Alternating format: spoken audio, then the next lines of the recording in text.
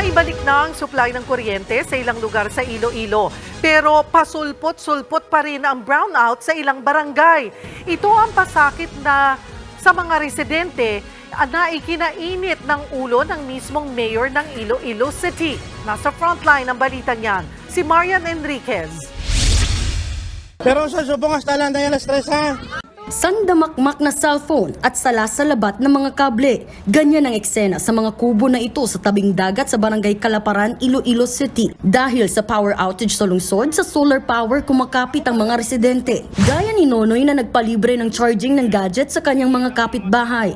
Total blackout kasi ma'am eh. Libre po yung wifi para makontak nila yung mga kamag-anak nila. Alas 2 nitong Martes pa nawala ng kuryente sa Iloilo at iba pang lugar sa Western Visayas. Kagabi naibalik na ang kuryente sa ilang lugar pero rotational o kada 6 na oras nagba-brownout ulit. May ilang residente nga ang napilitang matulog sa plaza. Ang klase sa mga paaralan sa lungsod, kanselado na sa lahat ng antas. Apektado na rin ang mga negosyo. Ayon sa LGU, nasa 400 to 500 million pesos daw ang nalulugi kada araw dahil sa power interruptions. Matinding pasakit daw ito para sa mga residente. Kaya mismong si Iloilo City Mayor Jerry Treñas, mainit na ang ulo, lalo na sa National Grid Corporation of the Philippines o NGCP. Not even giving us updates until DOE ordered them to give updates. Talagang feeling entitled.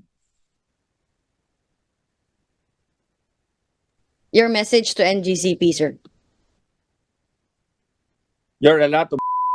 I am asking the Department of Energy, the ERC, and the Office of the President to use whatever remedial powers they have under their mandate to compel NGCP to make the necessary improvements.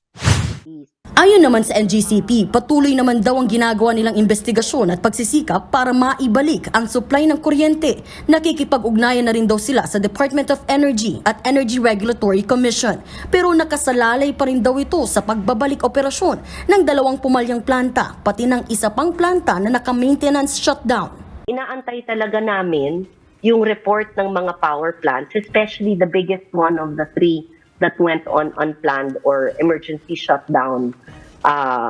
Pero wala pang silang naibibigay na ano.